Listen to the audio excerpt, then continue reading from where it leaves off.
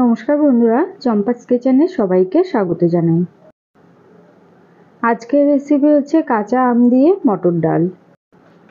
প্রচণ্ড হাঁসফাঁস গরমে খাওয়ার স্বস্তি পেতে এই রান্নাটা কিন্তু অবশ্যই একবার ট্রাই করতে পারো। আশা করি ভালো লাগবে। খুব সহজে এই রান্নাটা আমি কি করে করি চলো তার রেসিপিটা চটপট দেখে নেওয়া যাক।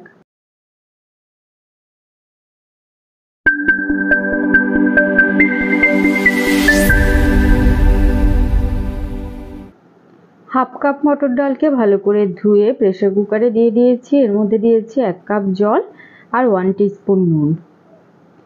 একটা কাঁচা লঙ্কা ভেঙে দিয়ে দিয়েছি। তারপরে 2টো সিটি মেরে ডালটাকে সেদ্ধ করে নিয়েছি।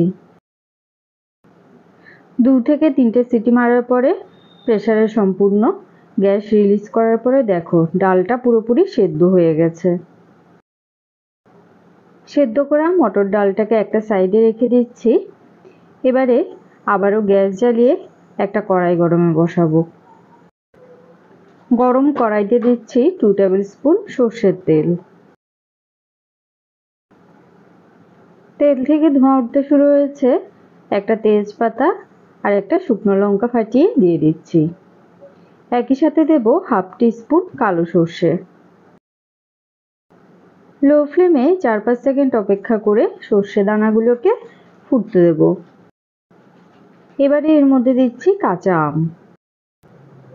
আমি এখানে একটা কাঁচা আম ব্যবহার করেছি। তোমরা কতটা টক খেতে পছন্দ করবে সে বুঝে আমের পরিমাণ ব্যবহার করবে। ফোড়নের মশলার সাথে আমগুলোকে কিছুক্ষণ নাড়াচাড়া করে নেওয়ার পরে এর মধ্যে দিচ্ছি হাফ টিস্পুন হলুদ গুঁড়ো আর হাফ টিস্পুন নুন। ডাল সেদ্ধ করার সময় আমি নুন দিয়েছি, তো নুনের পরিমাণটাও স্বাদ বুঝে ব্যবহার করতে হবে। 2 থেকে 3 মিনিটের মতো নাড়াচাড়া করে আমগুলোকে ভেজে নিয়েছি। আম মোটামুটি 50% মতো সেদ্ধ হয়ে গেছে। এবারে এর মধ্যে দিয়ে দিচ্ছি আগে থেকে সেদ্ধ করে রাখা মটর ডাল। প্রেসার কুকারটা ধুয়ে 1 কাপের মতো জল দিলাম। এবারে সবকিছুকে ভালো করে মিশিয়ে নিয়ে গ্যাসের আঁচ হাইতে করে দেব।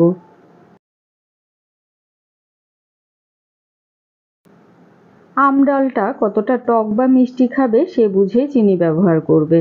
আমি এখানে 2 টিস্পুন চিনি দিয়েছি। সবকিছুকে ভালো করে মিশিয়ে ডালটাকে মোটামুটি 5 মিনিটের মতো ফুটিয়ে নেব।